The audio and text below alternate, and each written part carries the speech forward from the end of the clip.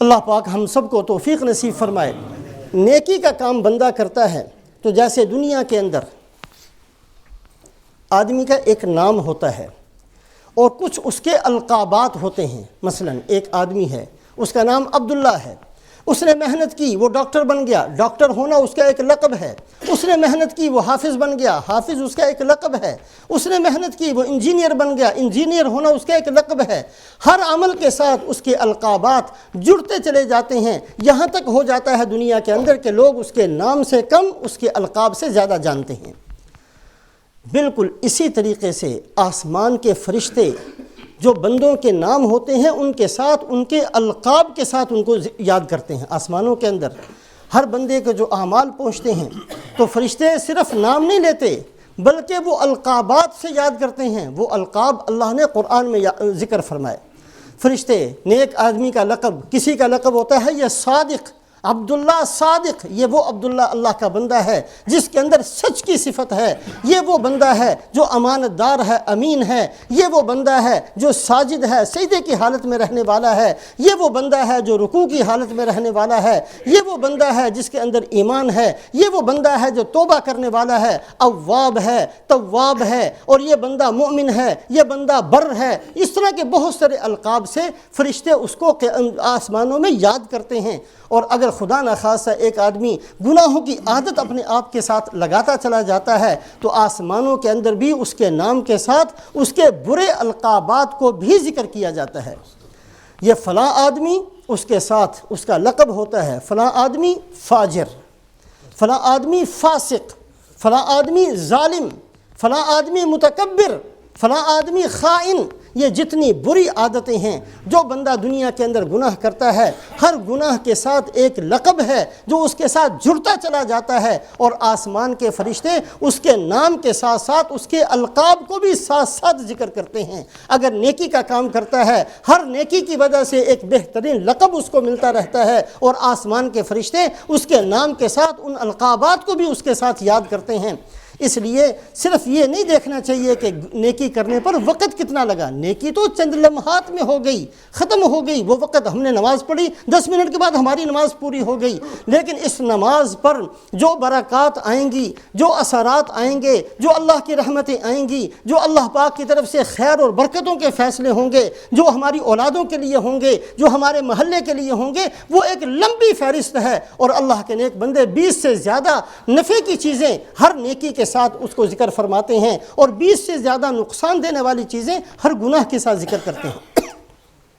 سب سے بڑی مصیبت گناہوں کی، سب سے بڑی مصیبت یہ ہوتی ہے کہ خاتمہ ایمان پر نصیب نہیں ہوتا۔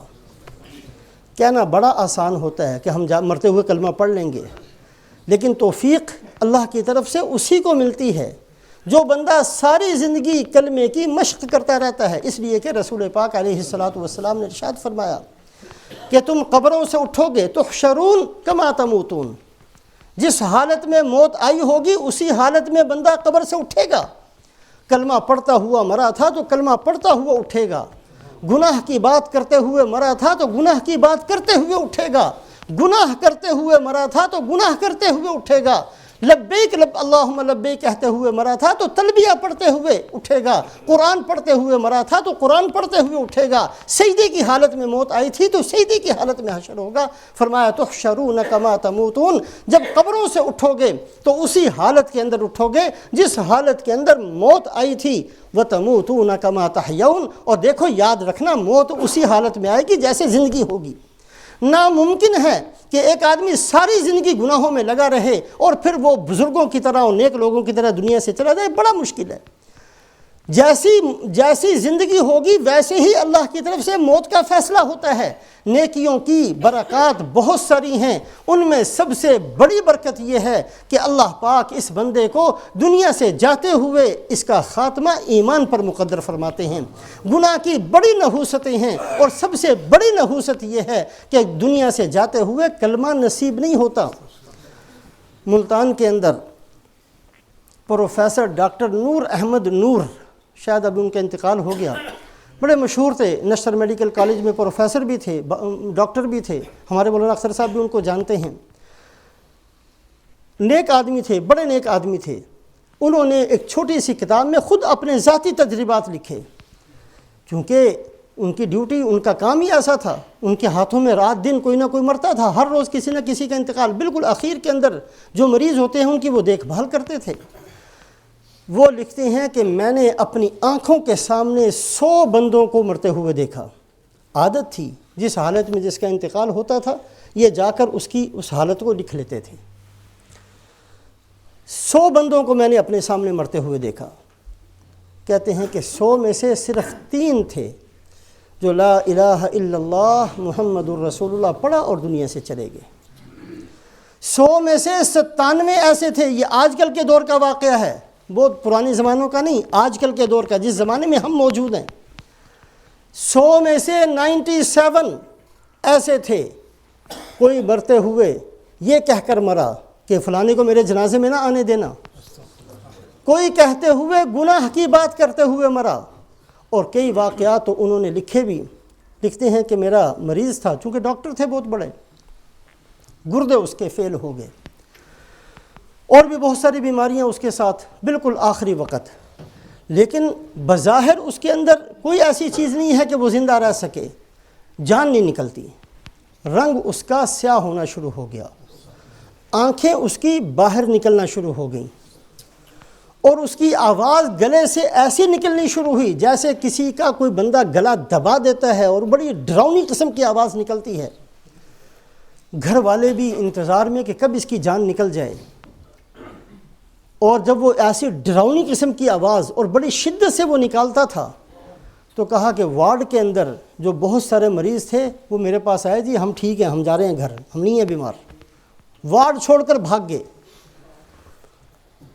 اور اس کی ہے یہاں تک یہ تنگ آ گئے گھر والے کہ اس کے گھر والے نہیں بلکہ اس کے باپ نے آ کر مجھے کہا، یہ ڈاکٹر صاحب فرماتے ہیں کہ ڈاکٹر صاحب ایک میری التجا قبول کر لیں، اس کو زہر کا ٹیکہ لگا دیں، اس لیے کہ جس حالت میں یہ ہے آپ بھی دیکھ رہے ہیں اور ہم بھی دیکھ رہے ہیں، ہم سے اس کی حالت دیکھی نہیں جاتی، کوئی آپ ڈاکٹر ہیں کوئی ایسا کر دیں کہ یہ جلدی سے اس کی جان نکل جائے۔ انتظار کر رہے ہیں، کتنے دن ہو گئے، اس کی حالت، اس کا رنگ بدلتا جا رہا ہے، اس کی آنکھیں باہر نکلتی جا رہی ہیں، اس کی آواز بڑی عجیب قسم کی، بڑی کریہ مکروہ قسم کی آواز اس کے اندر سے نکلتی ہے، لیکن اس کی جان نہیں نکل رہی۔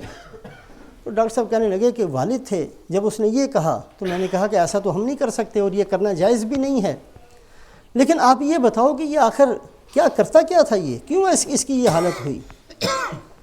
تو وہ باپ کہنے لگا جی بات یہ ہے کہ جب سے ہم نے اس کی شادی کی ہے، اس کی بڑی فیشنی قسم کی بیوی ہے، وہ آ کر اس کو روزانہ کہتی کہ اپنی ماں کی پٹائی کر، اور یہ صرف بیوی کو خوش کرنے کے لیے، حالانکہ وہ بیچاری سیدھی سادھی عورت تھی، نہ کچھ کہتی تھی، نہ کچھ بھی نہیں، کچھ بھی اس کا قصور نہیں تھا، صرف اس بیوی کو خوش کرنے کے لیے آ کر روزانہ 2-4 تھپڑ ماں کو مار دیا کرتا۔